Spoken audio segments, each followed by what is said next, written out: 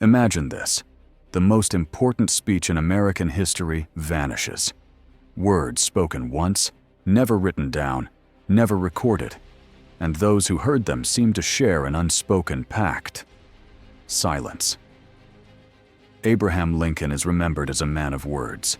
His Gettysburg Address, just 2 minutes long, is immortalized in history books as a pinnacle of oratory. His inaugural speeches are studied, quoted, and inscribed in stone. Every phrase, every line has been preserved, analyzed, and reprinted hundreds of times. Every speech except one. In May of 1856, in the modest town of Bloomington, Illinois, Abraham Lincoln delivered an address that witnesses later called the most passionate, the most powerful, and the most unsettling of his entire career. Those who sat in that crowded hall claimed it shook them to their very core. Men said they had never seen him so consumed by fire, so overcome with a vision that bordered on the prophetic. But the text of this speech does not exist. No transcript survived. No journalist captured its words. And the newspapers, which typically reprinted political speeches in painstaking detail, all offered the same cryptic line. Mr. Lincoln's speech was unreportable. That was it. Nothing more. How is that possible? How could America allow the words of the man who would one day save the Union to vanish into nothing? Historians have debated for over a century. Some argue the speech was simply too radical, too dangerous.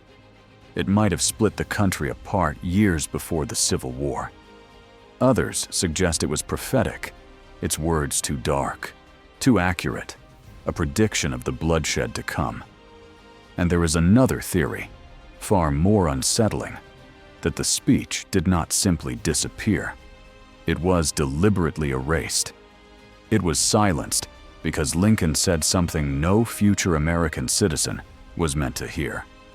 From that day forward, what came to be known as the lost speech of Abraham Lincoln has haunted scholars, politicians, and ordinary citizens alike. It is one of the great mysteries of the 19th century, an empty space in history where words should have been. So what truly happened in Bloomington that spring night? To understand, we must step back into the America of 1856, a nation teetering on the edge of collapse. Slavery divided the land like a wound that refused to heal. Congress had become a battlefield, with brawls and fistfights erupting on the floor of the House. The Kansas-Nebraska Act had inflamed the country, allowing slavery to spread westward, and with it came bloodshed. Newspapers carried stories of settlers murdering one another in what came to be called Bleeding Kansas. In that chaos, a new political movement was forming, the Republican Party. It was young, untested, and desperate for leaders who could speak with authority. The Bloomington Convention was its first great gathering in Illinois. It was supposed to be routine: delegates, speeches, resolutions. But then Lincoln rose to speak. Witnesses said the atmosphere in the hall changed instantly. He was not reading from notes. He spoke from memory, from passion, as though something had seized him. He condemned slavery not as a political issue, but as a moral poison that threatened to destroy the soul of the nation. He denounced corruption, cowardice, and compromise. He warned that America could not remain half slave and half free, a declaration that would later define his presidency. Men sat frozen. Some wept. Some shouted with approval. Others left the hall in silence, shaken by what they had heard. One reporter would later write, "It was as if a prophet had spoken. The air itself seemed charged with electricity. And yet, when the newspapers went to press, there was nothing. No quotations, no excerpts, no fragments. Just the strange line. Unreportable. Why? One explanation is fear. The country was already cracking under the strain of slavery. To print Lincoln's words might have ignited violence, not just in Kansas, but across the entire Union. Editors may have agreed, consciously or unconsciously, to suppress them. Another explanation is conspiracy. Some scholars believe powerful men in both parties saw Lincoln's words as too dangerous, too incendiary, and worked to ensure that no written record survived. If so, they succeeded. And then there are those who whisper of something darker, that Lincoln himself said things so unthinkable, so far beyond politics, that even his allies vowed never to repeat them. A glimpse, perhaps, of the bloody road ahead, or of forces at work that the public could not be allowed to know. Whatever the truth, one fact is undeniable. The lost speech marked a turning point. After Bloomington, Lincoln was no longer just a lawyer or a regional politician. He became a national figure, a man whose voice could shape destiny. And yet the very words that lifted him to that place remain hidden, lost in silence. So we are left with questions. What did Abraham Lincoln truly say on that May evening? Why did those who heard him agree to forget? And most of all, what truth was so powerful that history itself had to erase it? This is where our investigation begins. To grasp the true power of Abraham Lincoln's lost speech, we must first understand the America in which it was delivered. A country balanced on the edge of an abyss. The year was 1856. The United States was not one nation, but two halves pulling violently apart. In the South, slavery was not just an institution, it was the very foundation of the economy. Plantation owners insisted that without enslaved labor, the entire system of cotton, rice, and tobacco would collapse. For them, slavery was not a moral question, but a matter of survival. In the North, however, abolitionist movements were rising with unprecedented force. Newspapers printed searing accounts of the cruelty inflicted on enslaved men, women, and children. Stories of daring escapes through the Underground Railroad filled the public imagination. Anti-slavery rallies and fiery sermons thundered through city streets, sometimes spilling into riots. America was living in a state of constant agitation, where every headline seemed to bring the nation closer to collapse. It was in this volatile climate that a new political force emerged, the Republican Party. Born out of the ruins of failed coalitions, it gathered under one banner those who opposed the spread of slavery into new territories. The stakes were nothing less than the future itself. Every new state added to the Union threatened to tip the balance of power in Congress. Would the United States expand as a free nation, or would the shadow of slavery stretch westward, binding the entire continent in chains? Against this backdrop, in Illinois, a political convention was called. It was not yet the mighty Republican machine that would dominate American politics in decades to come. In 1856, it was still an experiment, a coalition of farmers, small-town lawyers, preachers, reformers, and minor politicians. Yet the atmosphere inside carried the weight of destiny. Everyone knew they were not just debating candidates, but deciding the very idea of what America would become. The gathering took place in Bloomington, in an aging wooden courthouse. The setting was modest, but the energy was electric. The hall was overcrowded. Men squeezed onto benches, filled every aisle, and climbed onto windowsills just to glimpse the proceedings. Witnesses recalled the room was suffocating with heat and tension, the kind of pressure that could ignite at the slightest spark. It was here that a tall, awkward figure stepped forward, a man known until then, mostly within the borders of Illinois. Abraham Lincoln, the lanky lawyer from Springfield, with his deep-set eyes and solemn expression. He had debated in the state legislature, spoken on local stages, and earned a modest reputation as a skilled orator.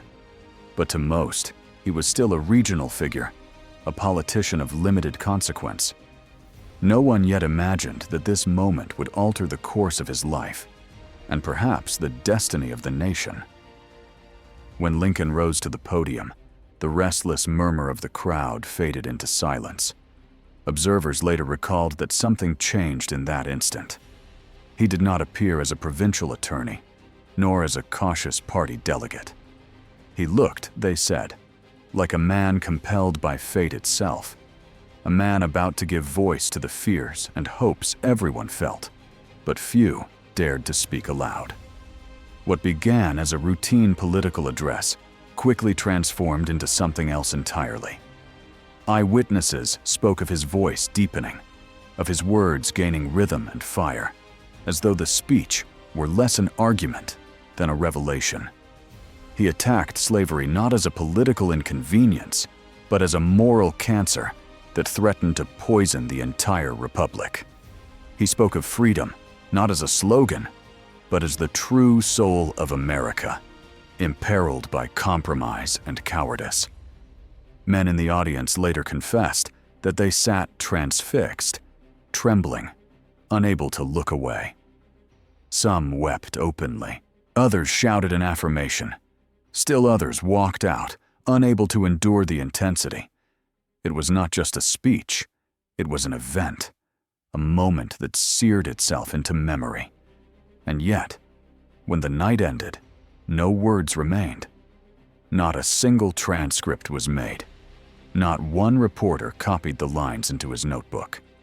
The newspapers the next day, instead of quoting Lincoln as they would with any other politician, published the same strange phrase. Mr. Lincoln's speech was unreportable.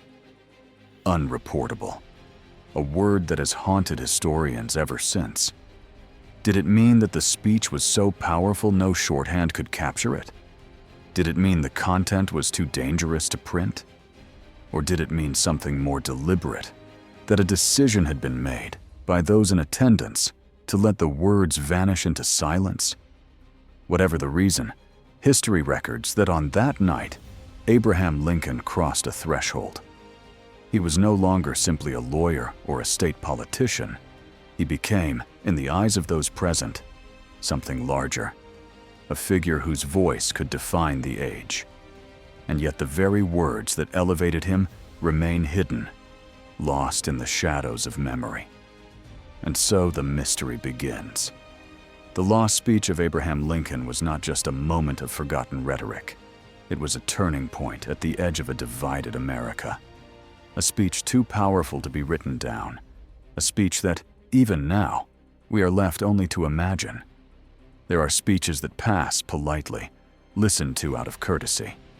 There are speeches that end with ritual applause, hands clapping more out of habit than conviction. But then there are speeches that transform a room, speeches after which nothing feels the same. Bloomington, Illinois, in May 1856, witnessed such a speech. When Abraham Lincoln began, his voice was quiet, measured, almost hesitant. At first, he seemed the small-town lawyer he had always been. But as he spoke, something shifted. The timbre of his voice deepened. His words grew sharper, heavier. His tall, awkward frame seemed to rise higher, as though the man himself was being carried by the force of his own conviction. His long arms cut through the air, punctuating every phrase. Witnesses recalled that midway through the speech, the audience was no longer simply attentive. It was spellbound, as if caught in a kind of trance. Fragments of testimony survive. One listener wrote, "We could not take our eyes from him.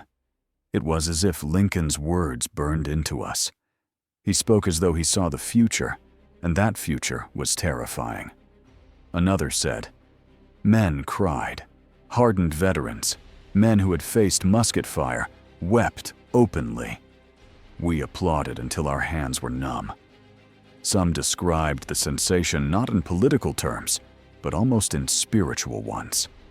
They felt an energy coursing through the room, as though Lincoln was less a man delivering an argument and more a vessel through which something larger was speaking. The speech lasted more than an hour. He ranged across every subject: the spread of slavery, the looming fracture of the Union, the moral responsibility of citizens, and the shadow of civil war gathering on the horizon. Lincoln declared that America faced a choice: to preserve its soul by rejecting slavery, or to lose it forever by bowing to fear and greed. And then there were the darker passages, the words that most disturbed those who heard them. One eyewitness swore Lincoln warned of a coming fire that shall sweep the land. Another remembered him speaking of rivers that would run red with blood. At one point he declared, "A people who hold another in chains shall one day find themselves bound in chains as well." The hall erupted in waves of emotion. Some leapt from their seats, shouting in affirmation. Others pressed forward, as though desperate to touch him, as if proximity to the speaker might anchor them to the power in his words. A kind of ecstasy gripped the room, a mingling of dread, awe, and unshakable conviction. Yet when it was over, the silence in the written record was absolute. Not a single reporter transcribed the words. No stenographer preserved a copy. The newspapers that normally relished quoting political speeches in detail wrote only a single enigmatic line. Mr. Lincoln's speech was so powerful that it could not be reported. Couldn't be reported. The phrase has haunted generations of historians. Was it simply shorthand, meaning the speech was too emotional to capture? Or was it something else, a deliberate choice to withhold? It was not as though the press lacked skill. In the 1850s, newspapers thrived on reproducing speeches, debates, and addresses verbatim. Yet in this one case, this single speech that witnesses swore was the most passionate Lincoln ever gave, there is nothing. Only memories, hazy and secondhand, and the echo of words too sharp, perhaps, to survive on paper. The question remains even now. What did Lincoln actually say that night? What words were so fierce, so prophetic, that not a single hand dared to set them down in ink?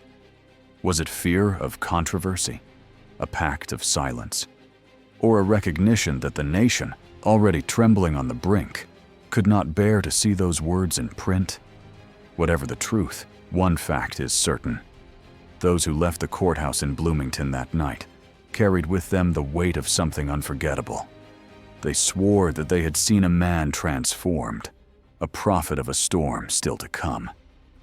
And yet, history remains empty-handed. The lost speech survives not in parchment or ink, but only in memory, scattered fragments of awe and fear, leaving us with a mystery that has endured for more than a century and a half. The story of Abraham Lincoln is unusually well documented. Every major speech he delivered, every letter he wrote, every note scribbled in the margins of a draft, preserved. His debates, his inaugural addresses, his Gettysburg words, all survive in ink and paper. All but one. One speech is missing. Not a fragment, not a single line remains, as if it never existed. In May of 1856, in Bloomington, Illinois, the hall was filled with delegates, citizens, and, most importantly, journalists. There were reporters from Chicago, St. Louis, Springfield, men accustomed to transcribing every syllable of political life. Their job was to capture, with precision, the pulse of American democracy. And yet, when it came to Abraham Lincoln's address that day, every one of them wrote the same evasive phrase: "Mr. Lincoln's speech cannot be reported." It sounded less like an observation and more like an excuse. The question is, why? The first explanation is the simplest. The speech was so passionate, so electrifying, that the reporters simply could not keep up. The words came too quickly. The emotion was too raw. The hall too chaotic. But this theory does not stand up to scrutiny. Even the most fiery oration leaves traces. Mid-19th century stenographers were remarkably skilled, capable of writing at astonishing speed. and Lincoln's address lasted for over an hour. To suggest that no one could record even fragments strains belief. A second theory is that Lincoln himself forbade transcription. Perhaps he wanted his words to remain within the walls of Bloomington, spoken once and then gone. But this too clashes with his character. Lincoln was a politician, one who understood the power of print. He wanted his words to travel, to reach farms, towns, and cities far beyond the sound of his voice. Why would he, of all men, demand silence? That leaves the third explanation, the most unsettling of all. The text was deliberately suppressed, not by Lincoln, but by those around him. According to this view, his speech was too radical, too incendiary, too dangerous to be released. The Republican Party in 1856 was fragile, still new, still trying to present itself as respectable to a divided nation. A fiery denunciation of slavery, delivered in prophetic tones, might have set the country ablaze years before the Civil War. There are clues that support this darker theory. Even Lincoln's closest allies, who were present at Bloomington, later avoided recounting his exact words. They admitted the speech was extraordinary, unforgettable, perhaps the greatest they had ever heard. And yet, when pressed, they offered only vague praise, never a quotation. The silence spreads across the record like a shadow. Dozens of journalists in attendance, yet none published notes. Hundreds of citizens heard it, yet not one diary entry captures its lines. And perhaps most suspicious of all, newspapers that initially promised to print Lincoln's remarks abruptly reversed course.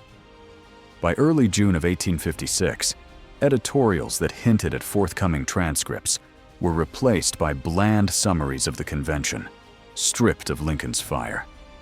It was as if some invisible hand had intervened, ordering the erasure of his words. Thus was born the legend of Lincoln's lost speech. It is more than an historical curiosity.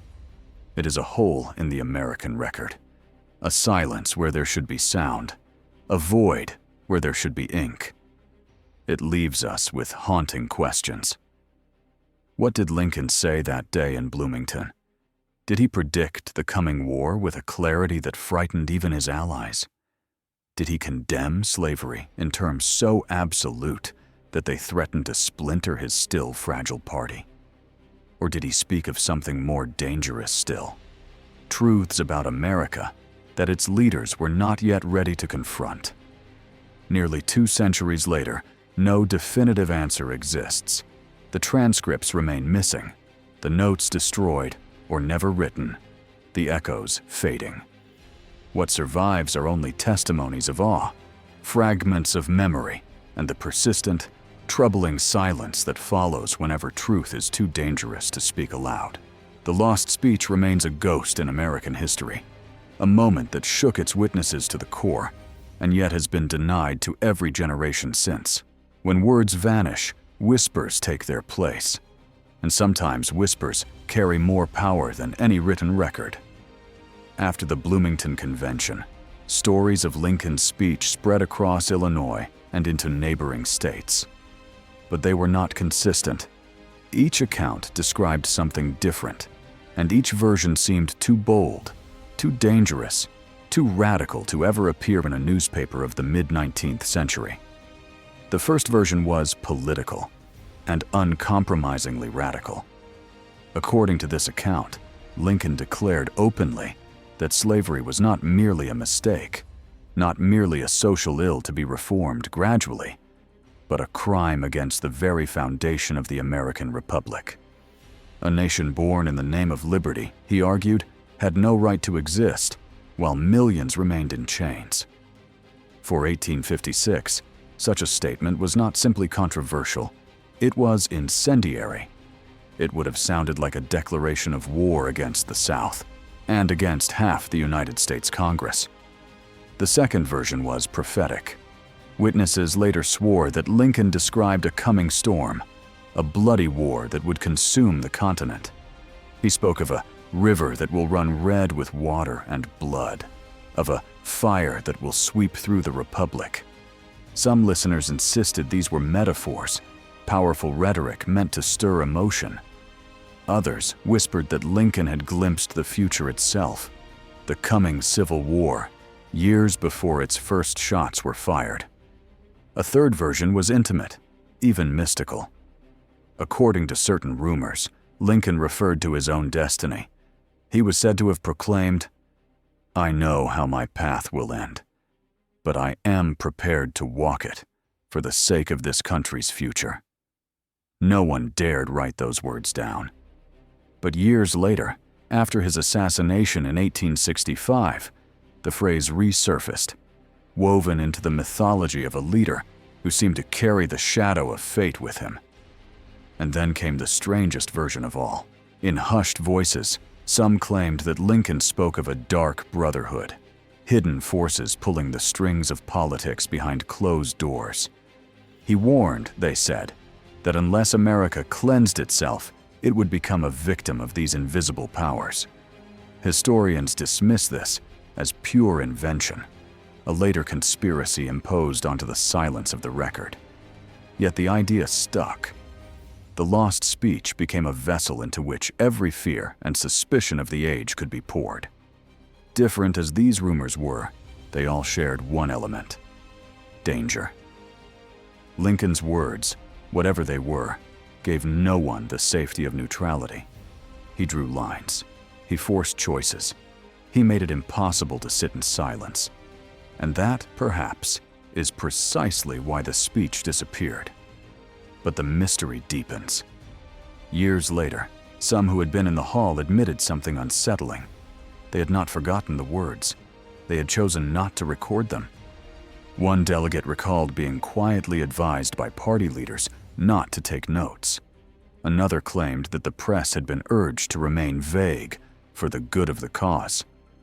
A few even suggested that silence was a patriotic duty, that to print Lincoln's words would ignite chaos before the nation was ready to face it.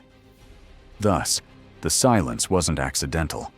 It was deliberate, a collective decision made by men who believed that suppressing truth was safer than revealing it.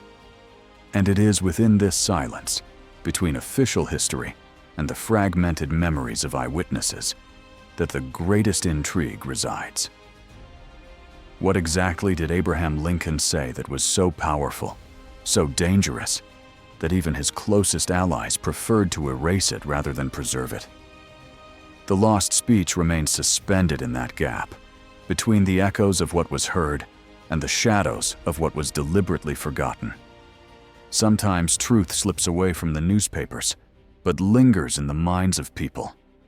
And if we gather these fragments, we might hear the echo of that speech. Decades after the Bloomington Convention, a few men finally dared to share their memories. Their accounts did not always align. Some contradicted each other. Yet a common thread ran through them all.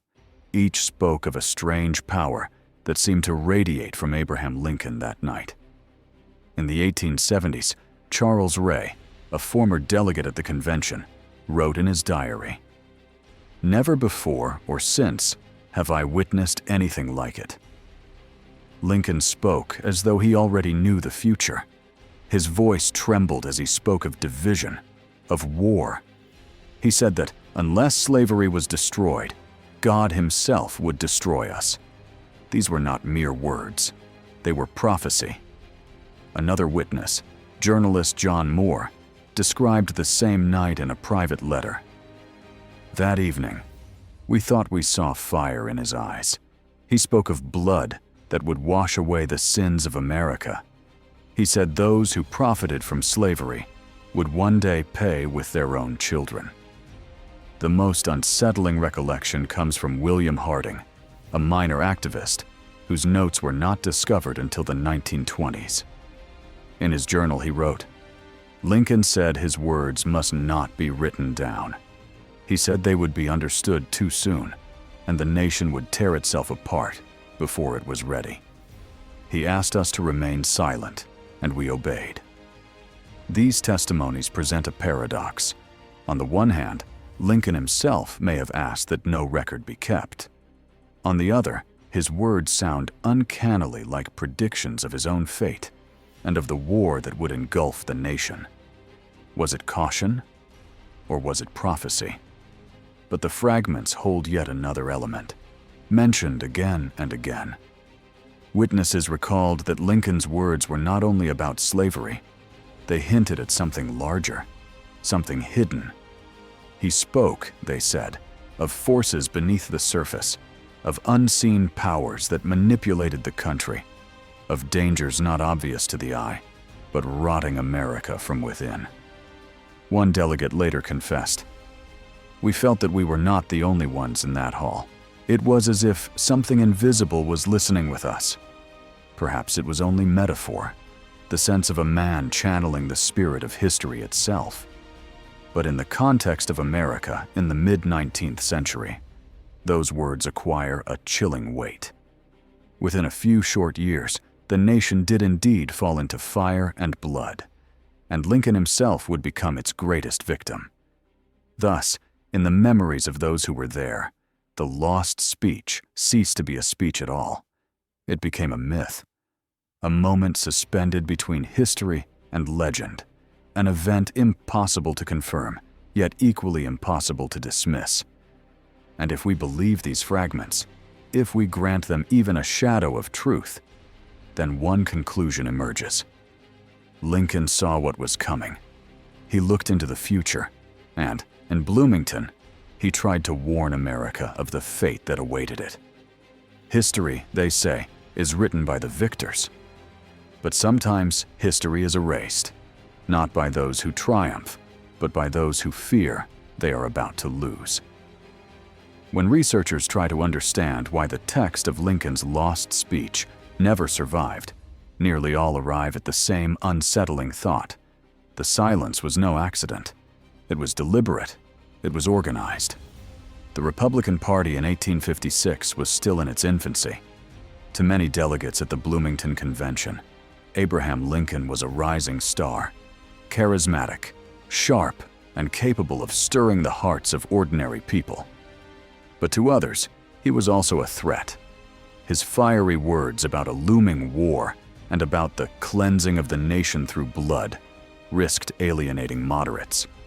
The young party could not afford to brand itself as radical.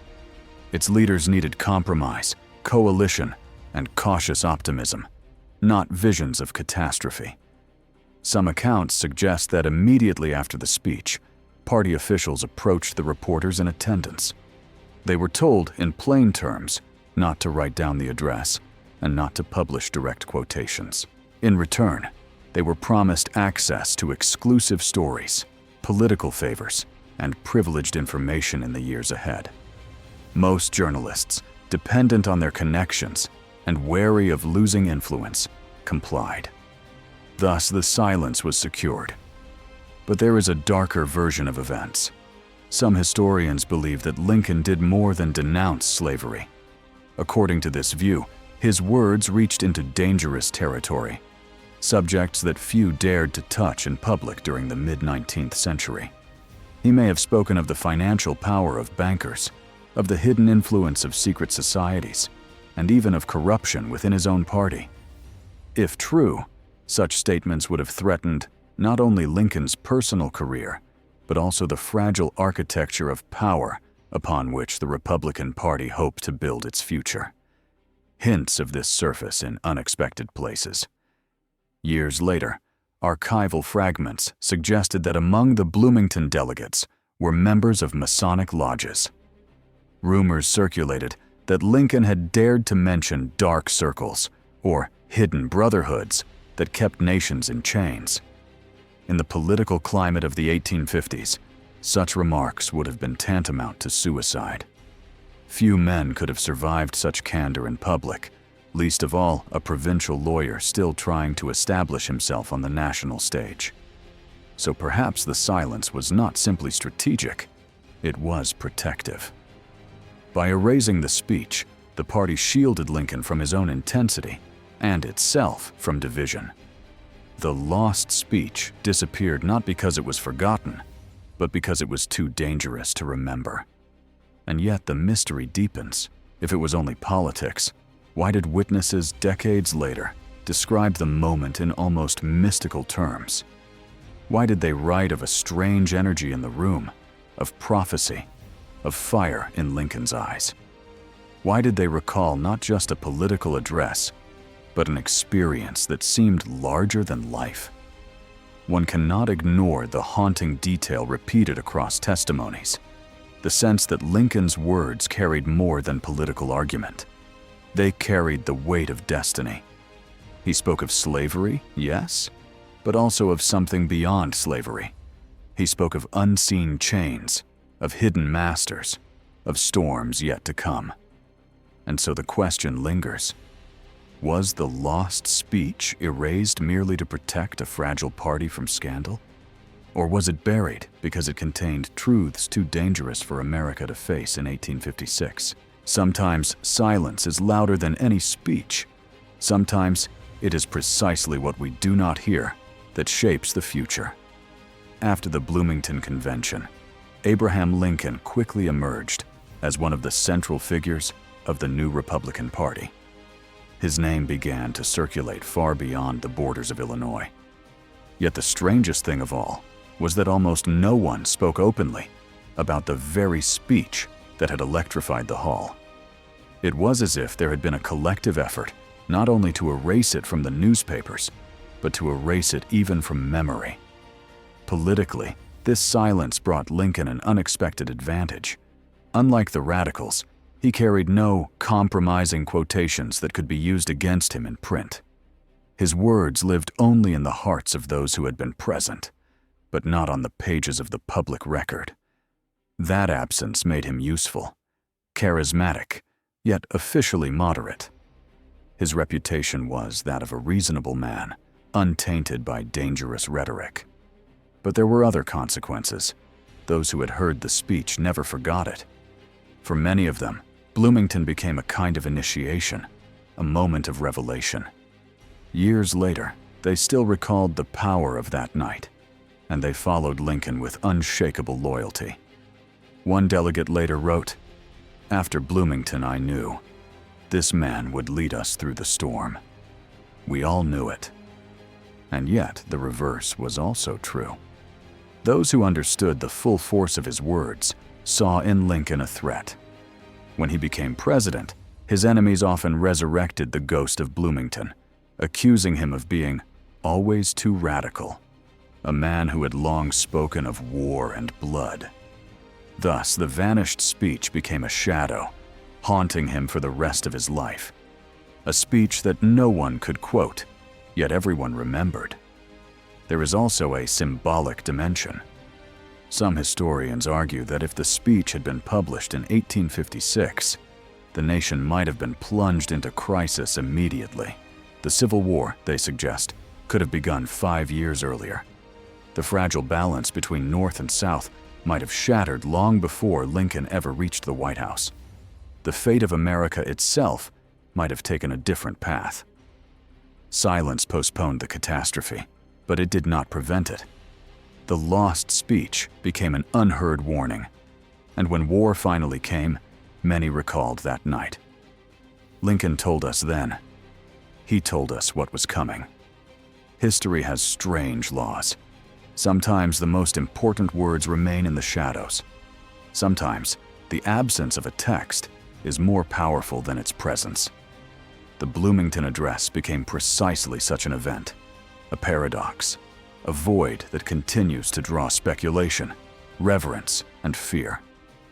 And yet one question refuses to fade. If Lincoln's words were truly that powerful, if they shook men to tears and left them unable to sleep, then perhaps, just perhaps, someone, somewhere, tried to preserve them. A scrap of paper, a private diary, a memory guarded in silence. What if the speech was not entirely lost? What if fragments still survive, hidden in the margins of history, waiting to be uncovered? For decades, it was believed that Lincoln's lost speech had vanished without a trace. Historians, politicians, and the public all repeated the same refrain. No notes, no transcripts, nothing survived.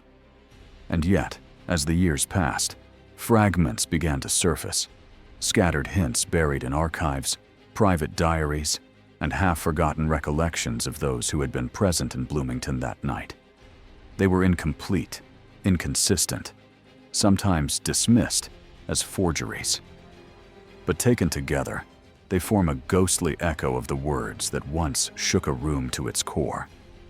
In the 1890s, researchers working in the Library of Congress uncovered a worn notebook belonging to a little-known delegate, William Clayton. Its pages were mostly filled with everyday jottings, but near the back, in a nervous, hurried script, were several cryptic lines.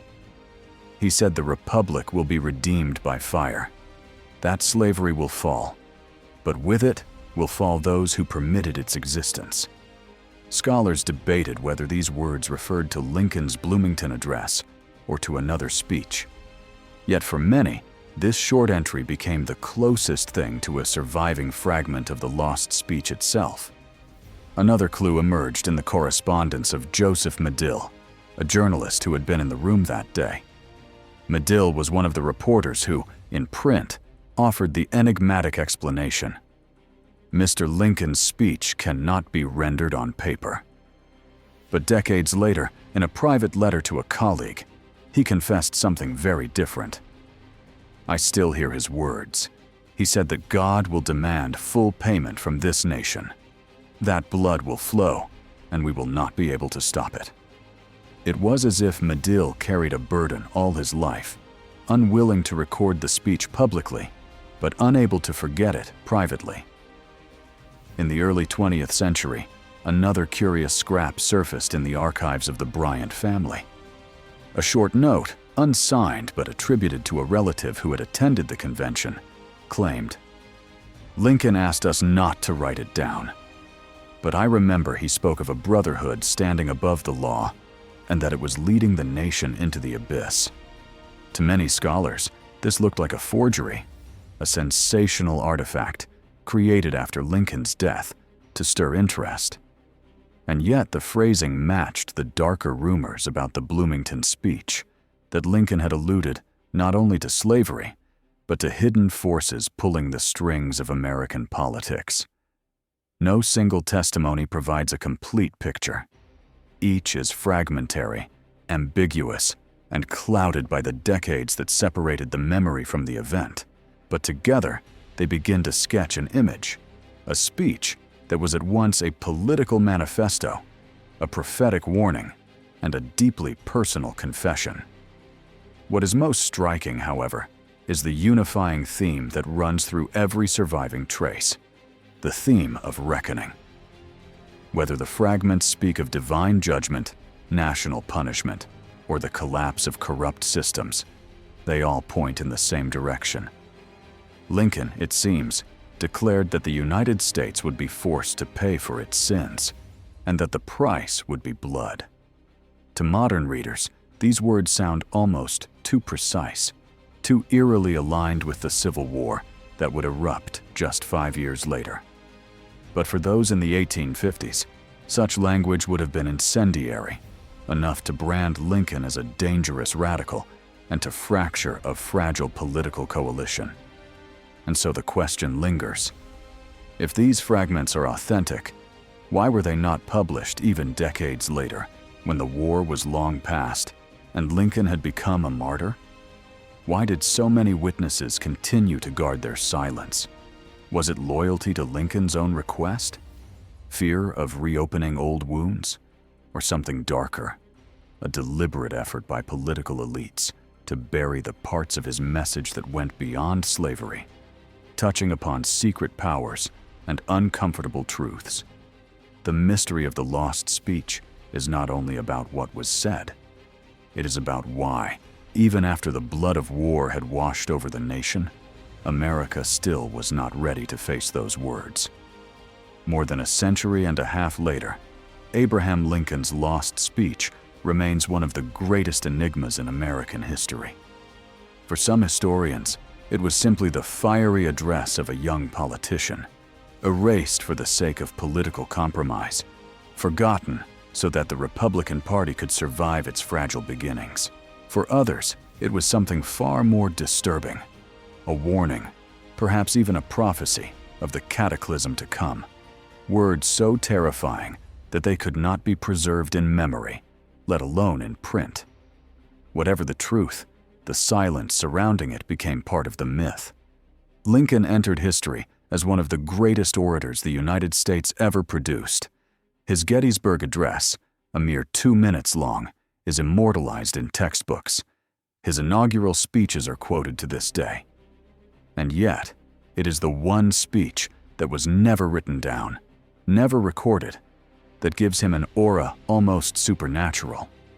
It suggests that his words were not just eloquence, but a force, something that frightened even his allies and unsettled his enemies. For America, the lost speech became a symbol of uncomfortable truth, a truth that could be concealed but never destroyed. Generations have returned to the question, what did he actually say in Bloomington? And with each generation, the question becomes less about history and more about the nature of power, prophecy, and the cost of silence. For Lincoln himself, the lost speech became a shadow. Those who had been in the room that day never forgot it, and they measured everything he said afterward against that memory. His later addresses, his moral convictions as president, his vision of a nation half slave and half free, all of it was refracted through the unspoken words of Bloomington. To his supporters, it was proof that he had seen the storm before it broke. To his detractors, it was evidence that he had always been too radical, too dangerous.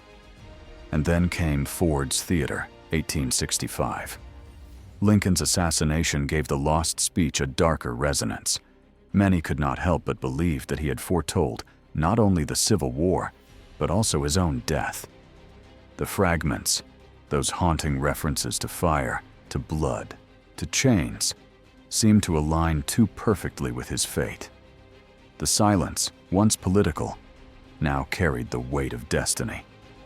Today, the lost speech is not just an unsolved riddle for historians.